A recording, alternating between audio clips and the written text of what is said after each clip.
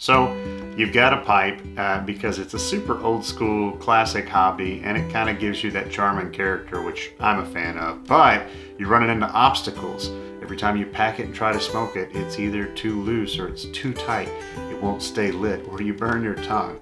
I want to show you the basics of how to smoke a pipe, so the next time you're with your buddies and they all pull out their pipes and cigars, you too can join them with confidence, knowing that you know what you're doing. So first things first, get a tobacco that you enjoy. This one right here is Lane Limited's 1Q, Easy Black. So with an empty pipe, what you want to do is kind of sprinkle some tobacco, just kind of what they call gravity fill the bowl. You can work it because this is a ribbon cut and it tends to hang over the edge of the bowl. Just kind of gently poke it down in there. You can see that I'm not putting much pressure on this at all, because if I shove that first piece of tobacco down into the bottom of that, it's going to be too tight. As you put more tobacco into the bowl, what's at the bottom will get pressed down a little bit too. So as I'm pressing here, it's actually getting pressed down at the bottom, and you don't want to overdo it because that's usually what causes it to be too tight. Now, I've got this one about 3/4 of the way filled. I'm not hitting it down hard. I'm just kind of tapping it a little bit to kind of fill it out and make sure that there's kind of consistency throughout the bowl of how that tobacco seats in there. I'm going to sprinkle just a little bit more on top because an old man once told me in the parking lot of a grocery store, because I struck up a conversation with him about smoking pipes. He said, he was sitting there smoking a pipe, and he said this. He said, you know what? Never fill it all the way to the top. So I'm going to leave about 1/8 of an inch to the top. The reason that you don't want to have it overfilled and just have that tobacco kind of springing out the top, I know it's a cool look, but you want to make sure that your tobacco is not sticking up above the bowl edge. And the reason why is because if it sticks up above that edge, when you go to light it, you're drawing through the stem, but you won't pull enough air over this to really pull any of that heat or that flame down, and it's going to take forever to get it lit, and you'll have to light it 2, 3, 4 times. So I'm trying to help you avoid that. But once you have your pipe packed decently, it's going to be a little bit springy. It's not going to be overly dense. It'll still have some room where you can press it down and go, oh, okay.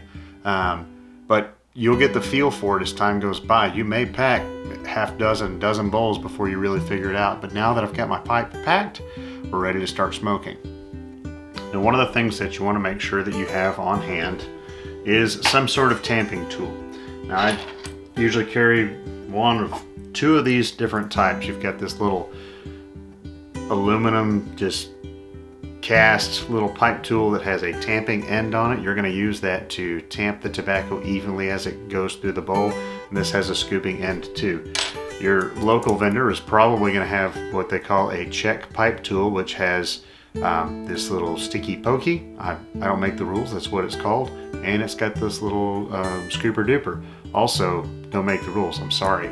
And it has a tamping edge as well. So you can use this. If you get it super tight, you can use this little sticky pokey to get some air through that. But honestly, if it's that bad, I would just repack it. There's no shame in it. You're gonna have to practice to get good at this. Don't worry about it.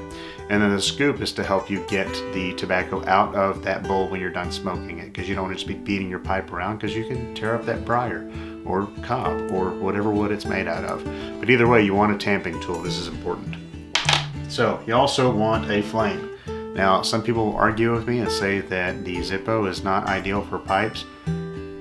It is for me. I like it, okay? I also like this armored Zippo because it's a little bit heavier and it's got a nice little sound to it. So, the first thing you'll do to light your pipe is what they call a false light. The reason it's called a false light is because you are putting heat over that tobacco, but it's not going to be the flame or the heat that you actually run with and start smoking your bowl from. You will get some smoke, but its purpose is a little bit different. You want to put some heat on the top of that tobacco at first and then tamp it down. I'll show you.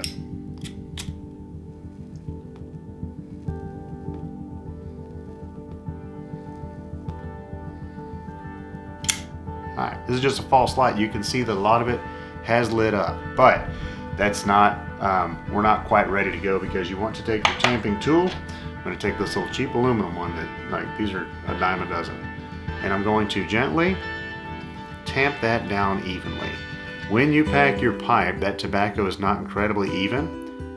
And now, see, and this is why we kept it below the edge of the rim a little bit, because we wanted to make sure that we got a nice, even, kind of like the end of a cigar. It's a different type of tobacco, but that's kind of what you're trying to do, is you're giving an even surface. There's another thing that happens after that false light though. When you pull heat into that bowl, the tobacco that you just put in there, that you packed in, it will expand because of that heat, and it'll release a little bit of moisture, and that will cause even more uniformity across the tobacco that has been loaded into that bowl, and that's what you're looking for. So it's fine. It'll probably go out when after you tamp after your first light, but once you've got it tamped down and you've got an even consistency, go ahead and relight.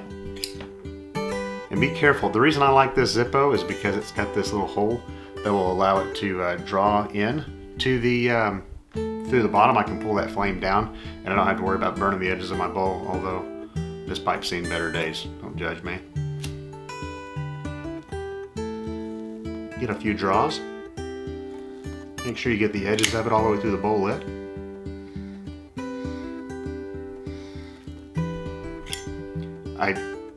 You want to make sure the whole top of it's lit.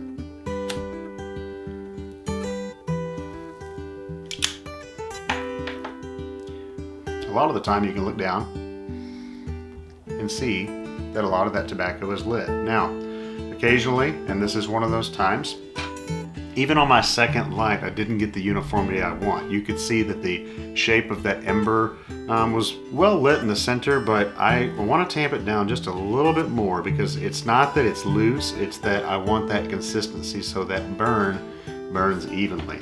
So I've tamped it again. I think I still have a little bit of flame in it, but we're gonna light it. Third time, and that's okay. That's the way it goes.